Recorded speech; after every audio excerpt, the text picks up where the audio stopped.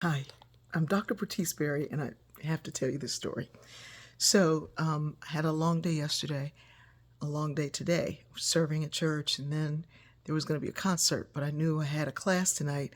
I hadn't done my reading yet for the class, so I decided instead of come all the way back home, because it's quite a distance, I would stay on that side. I'd go out to lunch. I'd take my books with me. I would do my work during lunch, go back to the church, do some more of the work, listen to this group sing in rehearsal, and then go ahead, right? So I go and I'm like, maybe I shouldn't. I called Fatima, my daughter, and she's like, Mom, it sounds like from what you're telling me, it's going to be like a once in a lifetime kind of thing. I said, well, yeah, it's singers from all over the United States, the top notch singers from the US.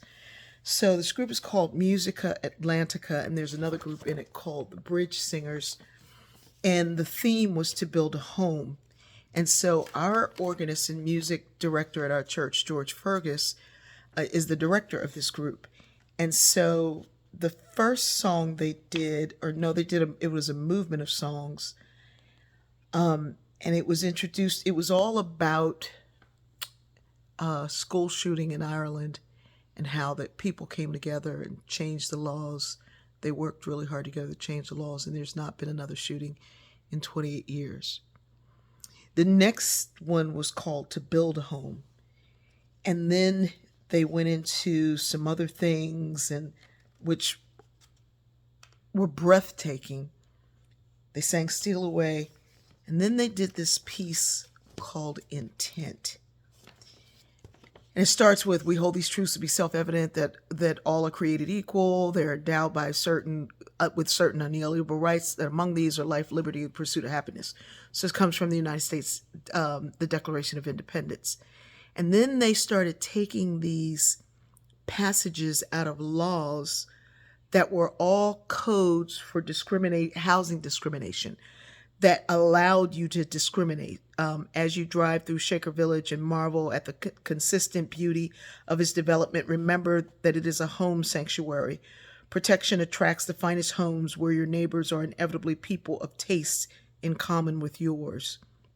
That no Negro, this is from the Baltimore Sun, that no Negro can move into a block in which more than half of the residents are white, that no white person can move into a block in which more than half of the residents are colored, that no section of the city is exempted from this ordinance. It applies to every house. And then they close with a speech given by Ralph Abernathy. We have decided to organize a Poor People's Campaign, and we're going to Washington, D.C., and we're going to take all of our problems, take all of our frustrations, and take all of our fears, take all our rats, and take all of our roaches, take all of our bed bugs, and carry them to Washington, D.C., and we're going to lay them down at the feet of Congress, of the Congress of the United States. Let me tell you something. I was like, what am I witnessing? First of all, the best classical voices combined. Individually, they're the best voices, and then they combined them. And then that they're singing this radical thing about refugees and gun violence and homelessness and race discrimination, housing discrimination. It was otherworldly.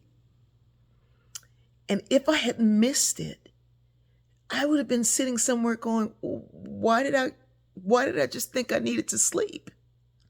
Listen, I was able to share some of it. We had a slow signal in there, so I shared some of it through Facebook Live because I know there are so many caregivers who are at home and they can't get out to concerts like this. But if there's something going on in your town and you don't know what it is, and you know it's supposed to be good and it's supposed to be amazing, go.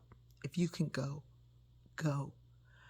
Back when I was in undergrad and graduate school, the less I knew about something, the more intriguing it was. If I heard it was supposed to be good, it's wholesome, it's wonderful, you're going to like it.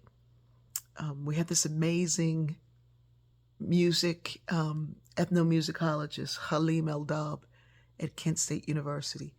And he'd say, there's going to be a koto concert tonight. I said, what's that? It's a Japanese instrument. You should come. And I would make sure I would go, and I would take other kids with me, kids that I was babysitting, kids from the neighborhood. I would go.